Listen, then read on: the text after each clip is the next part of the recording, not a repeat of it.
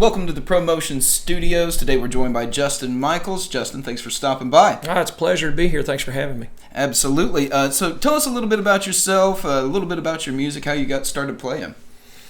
Well, I live in Upper East Tennessee, near Kingsport area. Kingsport area, Johnson City, Bristol. From there, and been playing since I was like 7 years old, and been I guess a full-time musician for most of my life. You know, I've done some other things, but for the most part, started playing in rock and roll bands way back in the day, and jumping off of speaker stacks, and never did quite bite the head off of dead chickens, but you know, we wanted to, and then got out of it for a while, and just decided to get back into it about 25 years ago with this act, and I was in Charlotte, North Carolina, working over there, and started making a full-time living at it again, and through all of the things that I tried to do away from music, I would go 3 or 4 years, and then the bottom would fall out, and we'd start back over doing whatever corporate job there was. Yeah.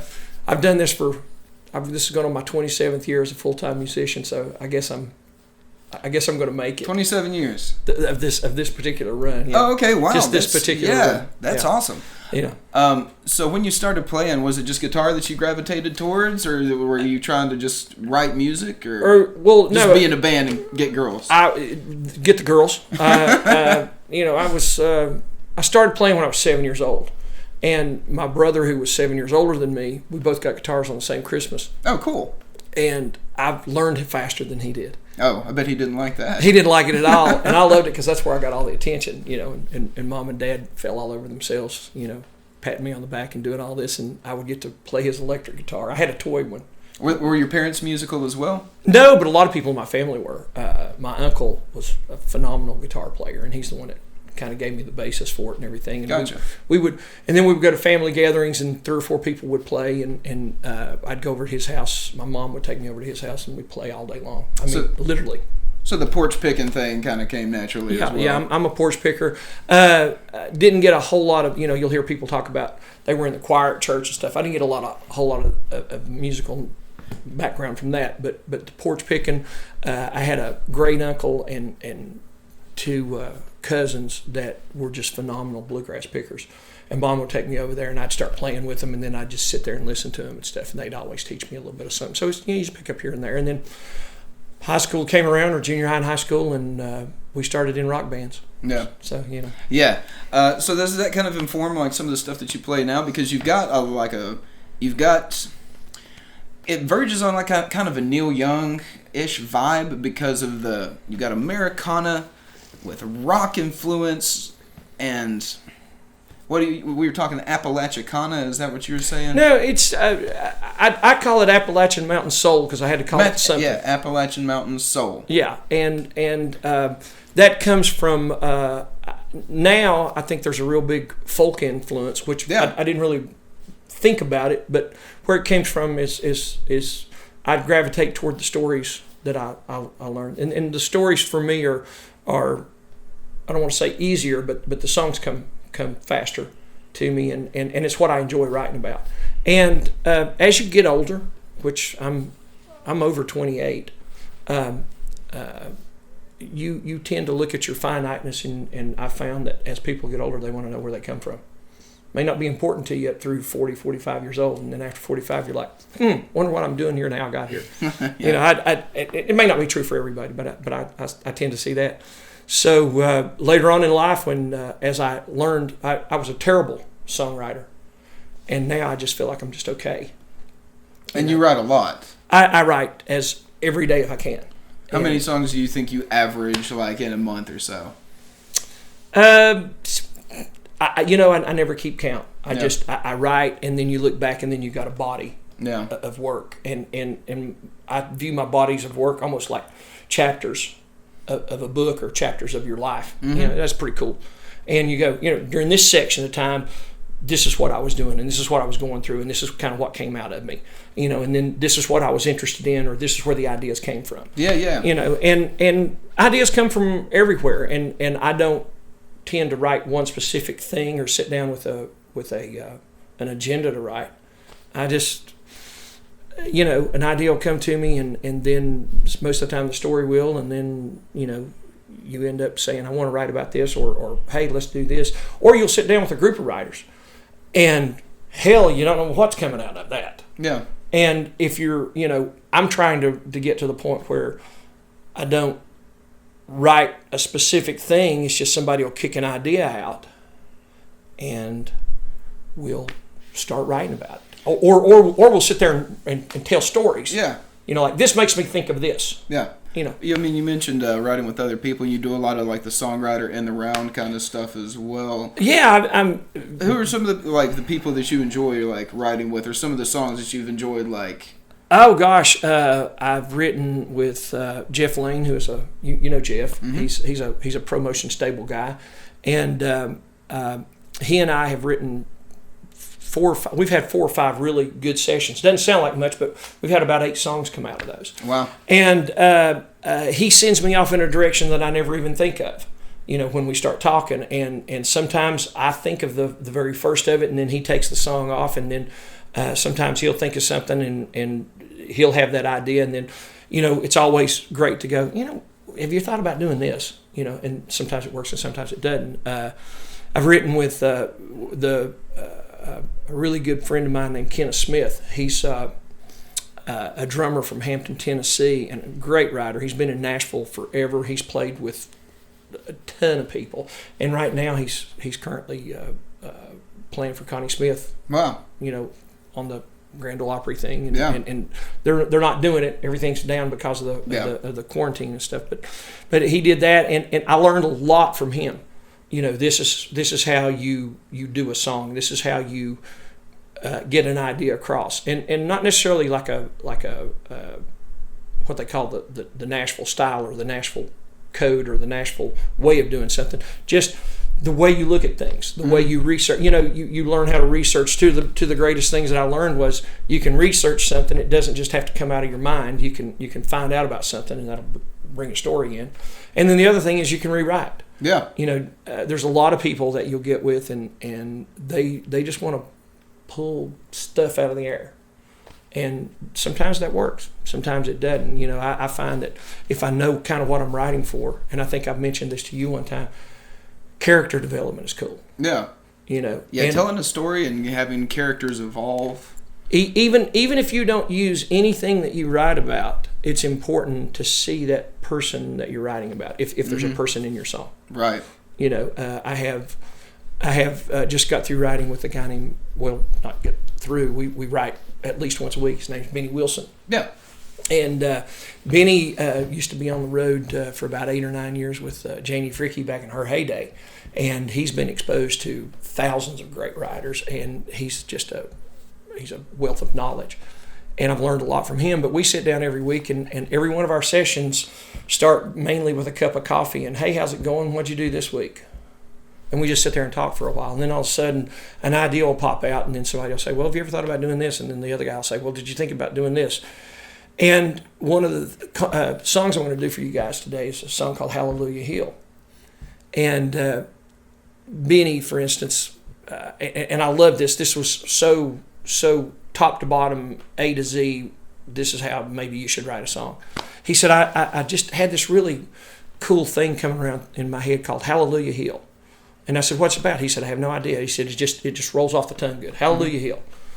And he wanted to write it from a religious standpoint.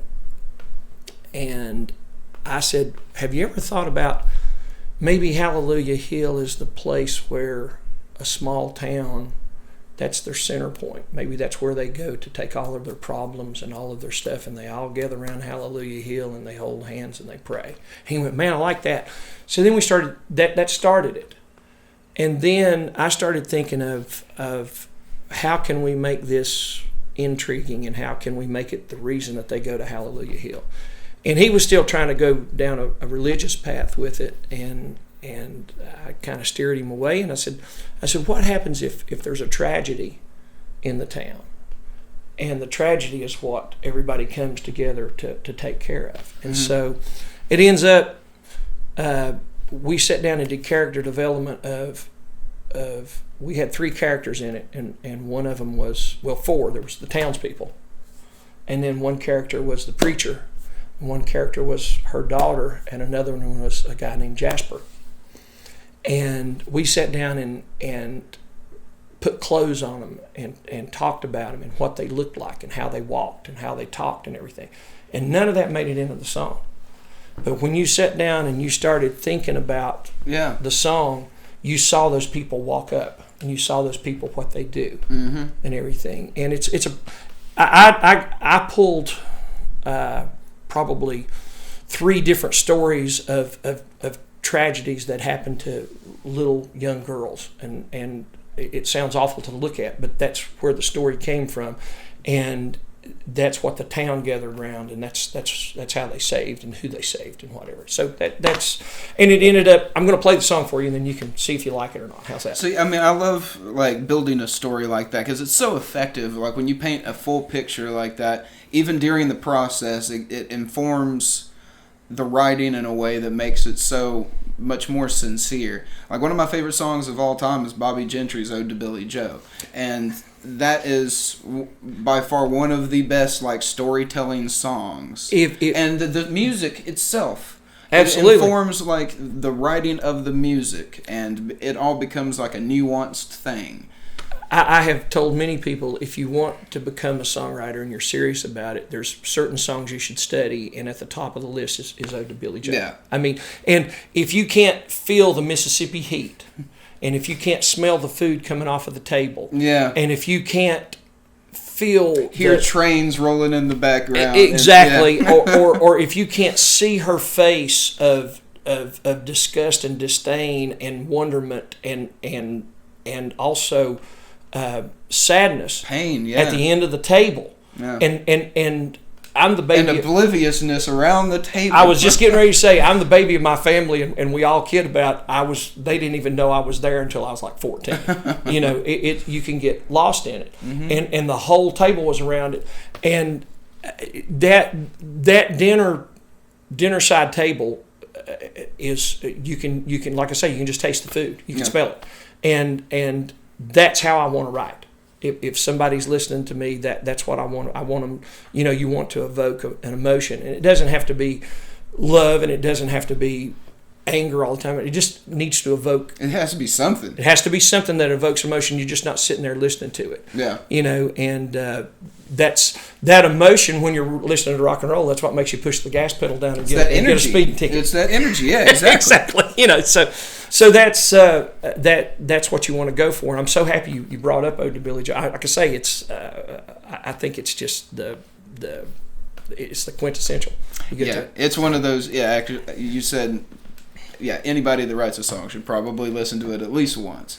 They should probably study it for a couple of years, but at least listen to it once. There's people that are still studying it. They're still discussing what she threw off that bridge. So. Absolutely, you know, and you know, I'll kid people. I'm like, what do you think she threw? Why do you think she threw it? You know, what's the deal? Yeah. So anyway, so where can people find your music, Justin?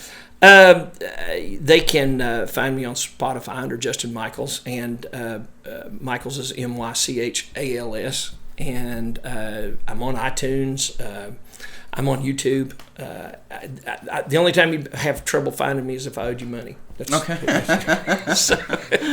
So look him up. Find some of that music because you've got quite a catalog out right now too, as well. Thank you. I got 3 CDs that are on all of those formats, and then I'm in the middle of releasing singles on Spotify now. In fact, again, I'll do 2 of those. That seems to be kind of the preferred way of doing things now, is to just kind of go the single route, and then when you've got enough singles, maybe put an album together. Well, you know, it's the preferred way till next week, and somebody says something different. Exactly. I mean, that's honestly, they keep moving the goalposts. Exactly. That's how fast they go. But it makes sense to me that under the Spotify thing, and not that your viewers are interested in this or whatever, but if you release an album, you can't re-release singles on Spotify. Yeah. So if you release the single, you can have 5 or 6 different releases. Then you can put them together into and sell it as a CD. But you can't go backwards on that. Yeah. And I don't know if Spotify will ever change that or what, but that seems to be the modus operandi Yeah. That's a big word for a 12-year-old. The modus, yeah, the MO. It's the exactly. MO of the day. So check out Justin Mychals. Go get some music. And, man, thanks for stopping by. I appreciate you having me, man. Absolutely. It's been a pleasure, and I'm so happy to be with ProMotion LLC. So check those guys out. Check me out. Go to can I do the shameful plugs? Yeah. Okay, you can catch me at Justin Mychals Music on Facebook. That's my page, and then justinmychals.com. That's my website. Go there, join my email list, and join my online community, the Shiner Nation. That's the way you'll get exposed to all of this Appalachian Mountain Soul and all of the good times. So I hope to see you there. All right. We'll see you later, Shiner Nation. And don't forget to like and subscribe down below, and that way you won't miss another ProMotion live session.